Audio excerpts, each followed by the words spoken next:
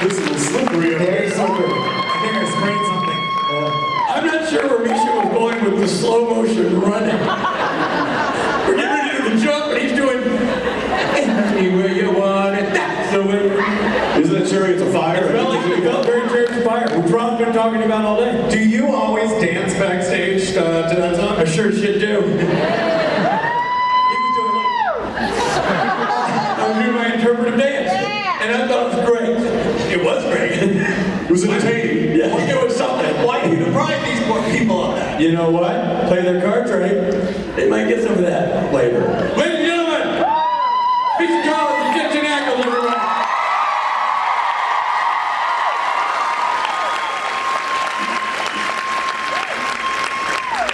What's up, boys? What's up, Michigan? How we feeling today? Great. You gonna sit down?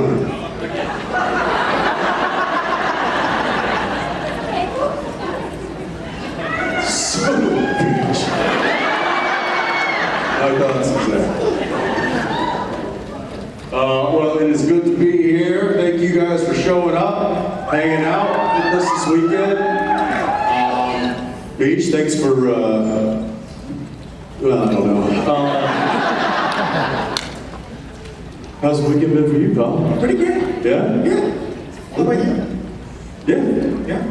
I'm staying in Detroit. So downtown Detroit has like all of these like party buses now, and like a real, it feels like you're at a fraternity party. And my hotel room has windows that just amplify the sound. So it's like, It's recording, so just and I literally feel the headboard vibrating, and not for a good reason. So I'm running on fumes. Noticed you drinking an extra large Red Bull backstage. Yeah. Okay. And now I'm having a panic attack. I was gonna say, it's sort of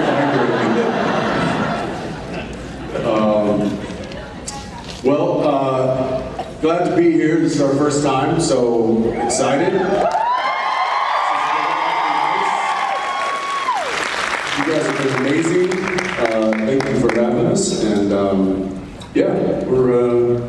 How are you doing, Jensen? What? How are you doing? You're. So now you're starring. I'm going to interview you. Oh, great. Jensen Ackles, you are now starring in the #1 series on streaming on Amazon.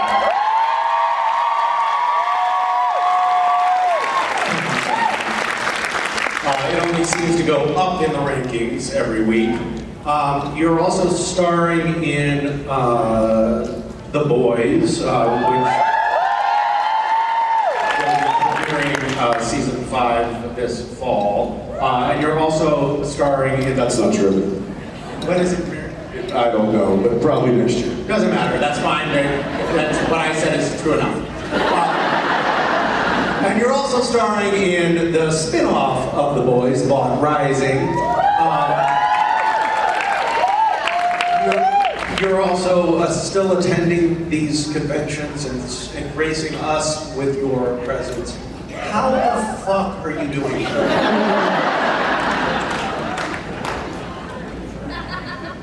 There's several of me. You were an early adopter of cloning. That was smart. Yep. No, but on this question, are you exhausted? Are you managing? Are you? It's so. You know what? I've told you this before, and now I'm just saying it publicly. But I love you, and I'm so it's so wonderful to be able to see a friend and colleague's stratospheric success and actually just feel. In Buddhism, they call it mudita, which is sympathetic joy. It's like, I'm just so happy for you, man.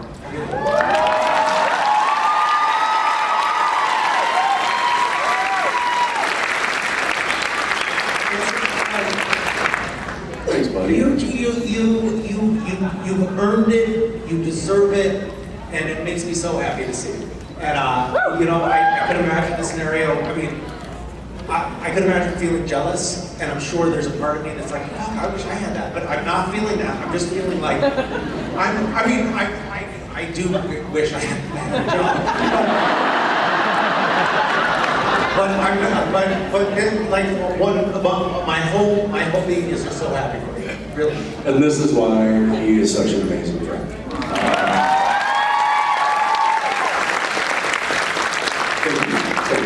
Yeah, things are going really, really well. But like you said, very, very busy. So it is, you know, it can be taxing. You gotta pick your moments to kind of recoup and figure out how to navigate, because it's certainly more like a marathon right now than it is any kind of a sprint. But you know, we did a show for 15 years, and we were go for that entire time. So I kind of feel like I've had the conditioning for this. And I mean, you know, you just keep going. You keep your head down. You keep moving. You keep the positive, and you keep the negative somewhere else. And I don't know. I'm grateful to be in the position that I'm in. I'm thankful. This is something I tell myself all the time when I start getting a little maybe run down or something. Is I don't have to do this. I get to do this. And I try to bring that to the job every day. Whenever I walk on set, I feel like I still need to earn it, and I want that drive. I want to prove that I'm where I should be. So it is a gift that I am grateful for, and it is something that I will continue to try and earn.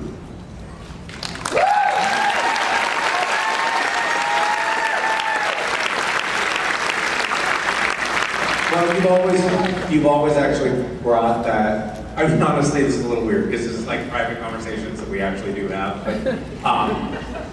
But this is like voyeurism.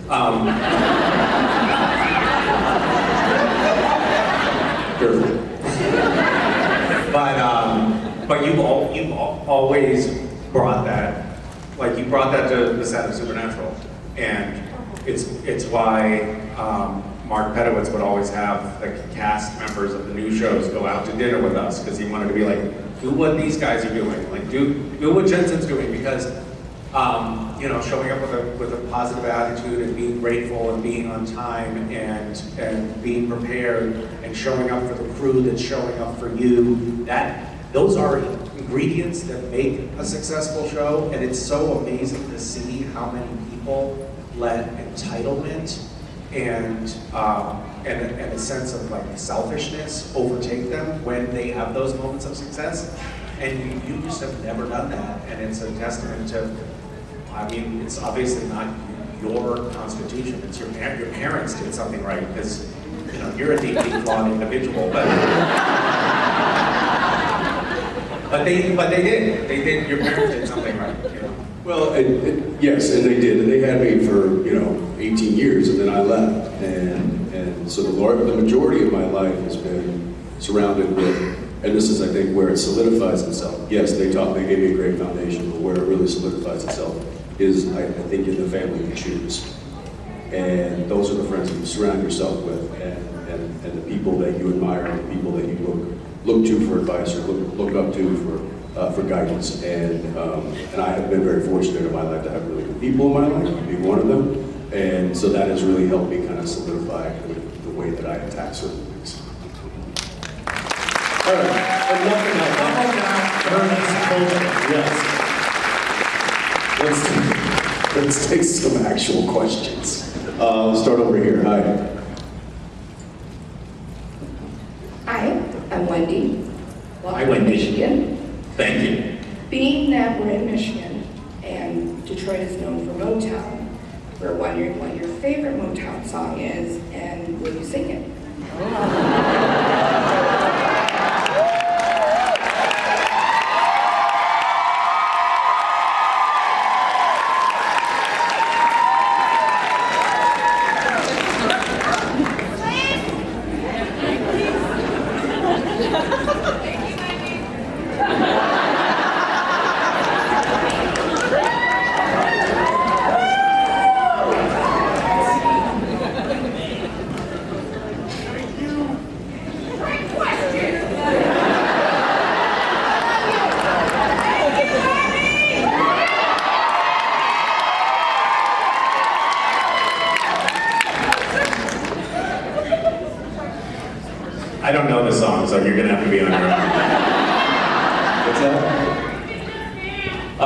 I'll tell you, I'll just do a little acapella. It's one of my favorite ones. Maybe not the, but the one I can never turn off is if you ever change your mind about leaving me behind.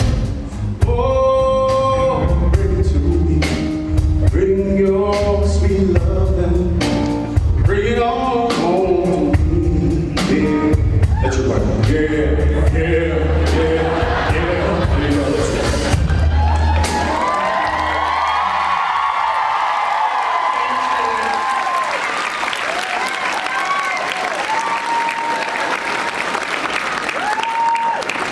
We'll rehearse that a little bit. Sorry, guys. That was work in progress, clearly. Where are we? Hi. Hi, I'm Laura from Cleveland, and sit down now that she's asked that, the rest of our questions are awful. Well, the question I had was basically there are a lot of running things that go throughout Supernatural. So the question is where did you come up with them? Like the focus on the Asian focus in there. Yeah, tell us, how did you develop that fetish? Yes, Jensen, tell me how you developed that.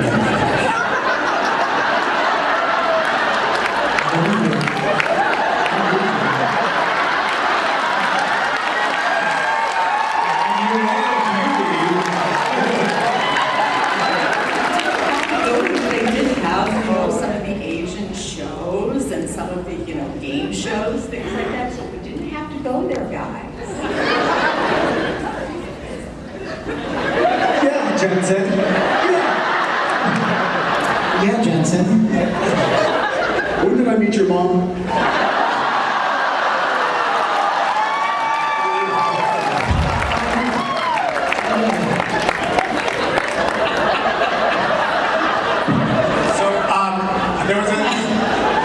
There was an episode where Castiel's in a convenience store, and there were magazines on the magazine rack, and one of them was they were like, oh, we'll put a busty Asian beauties on the rack here because it ties in with. And I was in the store, and as Castiel, I picked it up and I opened the magazine, and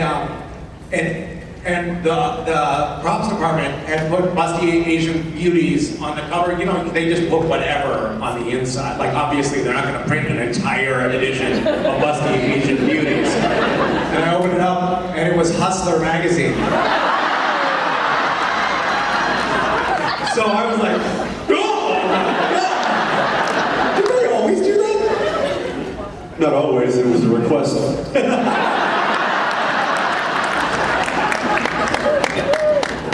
Let's make it real, right?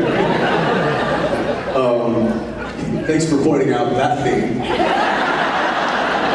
I honestly, in all seriousness, I think that was Kripke. Sure. Pulling inspiration from Jensen. I don't know. What was another theme that was? Well, it did just kind of go with an Asian theme. You did the one where they did the game show and the trickster was there and they put you there and they Nutto-cracker! Yeah. an Asian theme to several of the episodes, not just that, but that was one of the on-running ones because the teddy bear episode had the magazine in it and several of them. Right. Well, there were, 360 episodes of Supernatural? Huh? 47. Whatever, doesn't 326. So, there were a lot of episodes. I think it would have been kind of weirdly racist not to have some of those Asian things happen, right? That would have been an awkward omission, don't you think? I need to probably figure out a way to dig myself out of whatever hole I'm thinking. Absolutely stop talking. All right, thank you for that.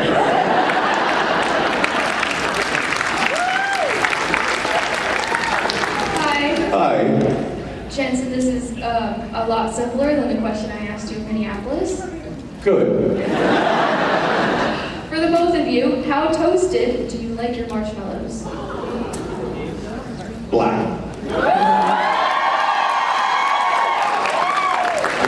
You gotta get it on fire, full flame, then pull it out of the fire, and you let it just be on fire for a good, good 10 seconds. Wait till it's just got the nice char, and then that's it, because then everything inside's nice and gooey, and you get the crunch on the outside. You also get all those carcinogens too that come along with it. Really, really I take flavorful. everything nice I said about you. That is revolting. And shame on you. Did you expect anything less? I'm sure you've got. Oh, yeah, of course I do. You gently toast the exterior.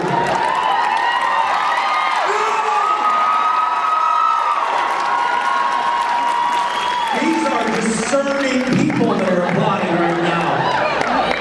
Not those Philistines who were applauding earlier.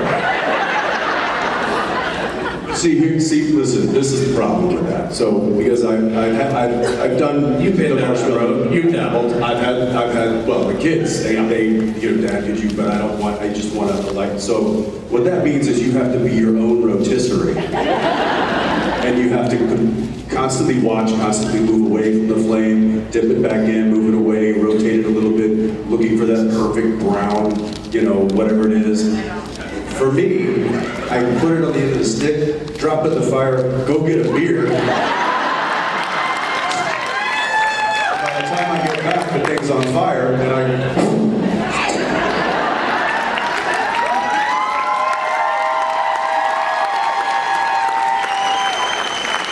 very on brand. It is. Thank you. Hi. Hi there. My name is Sarah, and I was wondering, for the last season of Supernatural, what was the scene that you found the most challenging to film? Last season? Yes.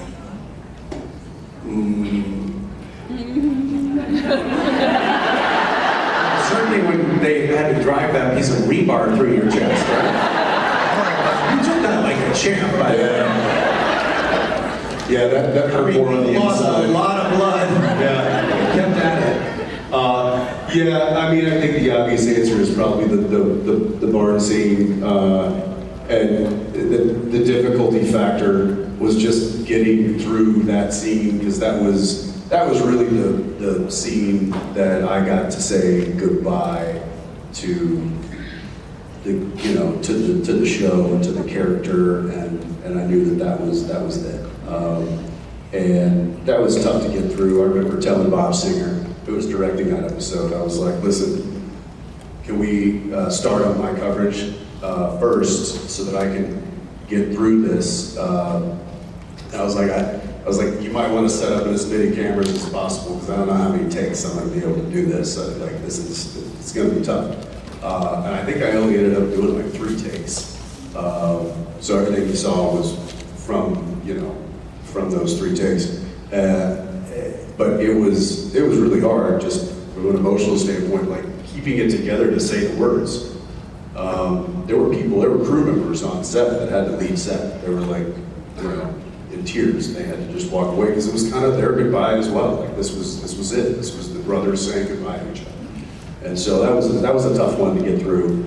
Just knowing the gravity of everything that it symbolized. You did a great job. And well, it was. Thank you. Masterclass in acting, and there's a lot of Supernatural where we weren't acting. There was a lot of phoning it in over the years, but that was like really stepping up to the plate and knocking it out of the park. But I had just gotten the opportunity to witness you effectively doing the same thing. And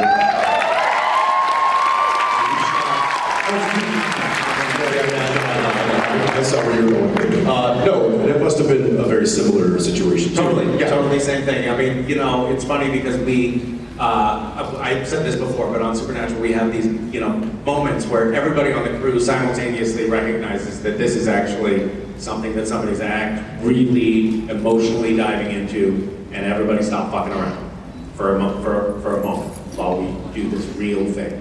And that scene where you were saying your swan song scene was obviously one of those, and me as Cass saying goodbye and I love you to Dean, that was another one. And it was and same thing, you know, it was my goodbye to the show, and there were crew members that were crying, and Oh, yeah. and there was a part of Misha that was crying Yep. too, because it was the end of a 12-year run on a show with a group of people that I love very much being with every day, and you know, there was a lot pent up in that, but the whole crew just created this environment where it was really well supported. Yeah. So very tough scenes to do on the day, but both scenes that I think he and I are proud of, and we're happy that they happened the way they did. Yeah.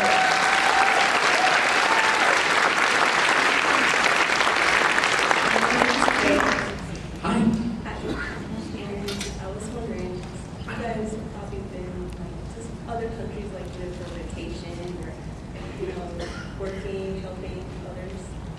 And I was just wondering like if you guys took any interest in like the lore of like legends, you know, like the sponsor and if you want to do one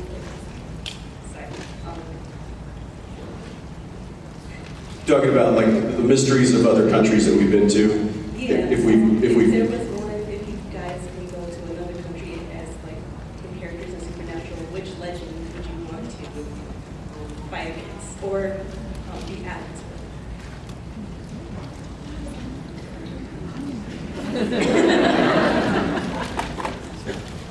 This would require us knowing things about other cultures, which we try not to. So, No, but a lot of the things that we dealt with on Supernatural were from other countries. You know, we had, you know, obviously vampires, right? That's, you know, that comes from the old country. That's, and then you've got, we had that chupacabra. You've got, that be gods, right? Like we did all kinds of different. yeah.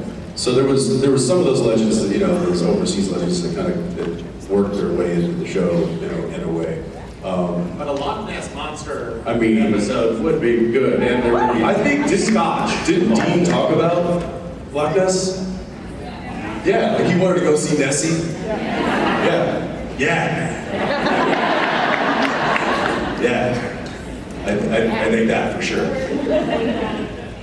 Go to a different country,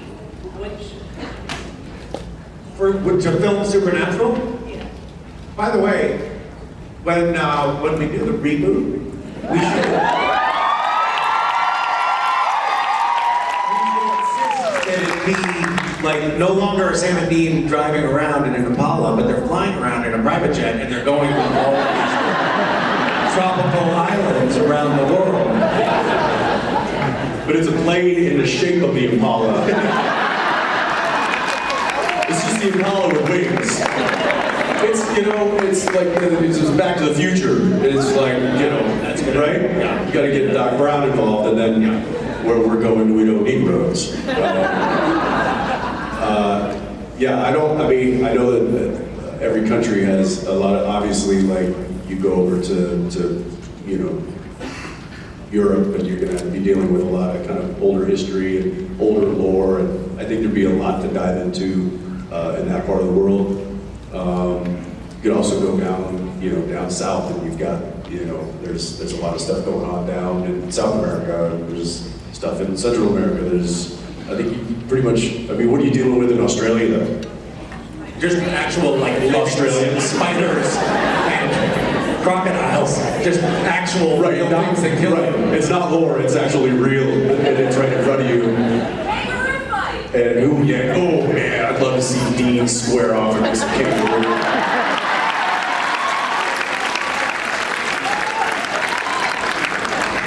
Yeah, that'd be fun. That'll be great for the reboot. It's just Sam and Dean fighting animals. We'll make sure Jared fights a bear. You can have a shark. All right, you've given us some stuff to think about. I appreciate that. Thank you. Thank you for coming so much to Detroit and spending the weekend with us here in Novi. I'm sorry, Misha, but my question is for Jensen. That's all right, I'll jump in anyway. I mean, you can try to answer it if you want. Jensen, you've talked a lot about how some of the songs in Radio Company that you've made with Steve and where your inspirations have come from them. I know you talked about Keep On Rambling recently, but one of my favorite Radio Company songs is Velvet Sky, and I wondered if you'd be willing to share what that one means to you. You're gonna have to ask Steve about that one. That was pretty much all him. I just came in and helped with some finishing touches on that. That's a story for him to tell. So yeah, I'll let him have that one because that was not really from me. I will be sure to ask him that, All because right. now I'm curious. Yeah, always. Yeah, he's got good stories. So that's how kind of like he would bring some songs, and then we would write a lot together. So some of the ones that because while I was off doing the acting thing, he had time to write some other music, and so he would bring me some songs that were pretty cooked already, and then we would just kind of fine tune them here and there. But that was one of those songs. So. Thanks very much. Thank you. What was your favorite death of Supernatural and your least favorite death of Supernatural? Favorite was tacos, and least favorite was rebar.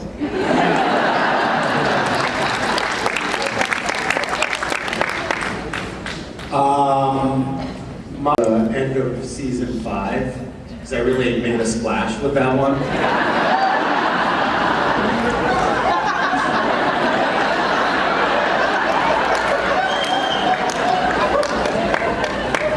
And my least favorite was the Leviathan, because I thought I was fired.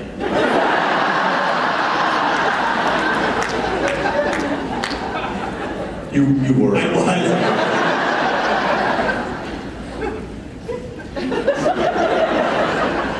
There was a very small petition sent in by the fans that got you. No, hi. Hello. Forgive me for my nerves. But watching Supernatural over the years, there were certain iconic, to me, actors and actresses that played on the show as a horror fan, such as David Blair, Dee Wallace. And I was wondering, from